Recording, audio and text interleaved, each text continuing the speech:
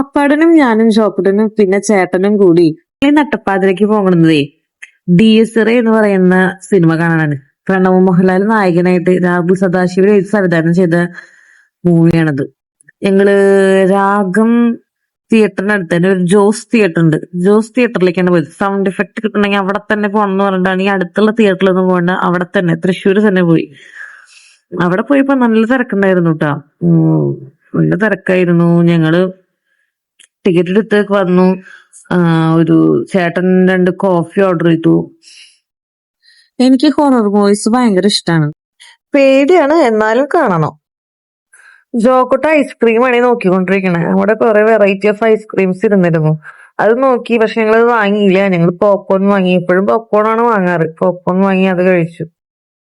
പ്രണവ് മോഹൻലാൽ വളരെ നന്നായി തന്നെ അഭിനയിച്ചിട്ടുണ്ട്. അവന്റെ സിനിമകളിൽ ഏറ്റവും ബെസ്റ്റ് എന്ന് പറയാൻ പറ്റുന്ന ഒരു സിനിമ തന്നെയായിരിക്കും ഇത്.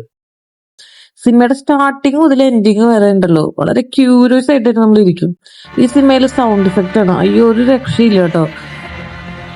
ഇതുപോലെ സൗണ്ട് ഇഫക്റ്റ് ഉള്ള ഒരു ഹൊറർ മൂവി നമ്മുടെ മലയാളത്തിൽ ഇതുവരെ കണ്ടിട്ടില്ല.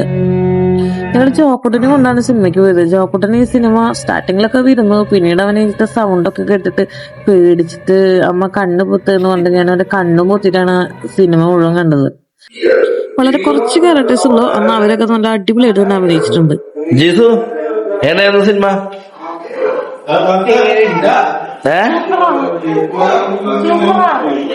എങ്ങനെയായിരുന്നു ജീസു എങ്ങനെയാ സിനിമ? അപ്പൊ ഇതൊക്കെയാണ് വിശേഷങ്ങൾ. അപ്പൊ അടുത്ത വീഡിയോയുമായി കാണാം. Tata, bye bye.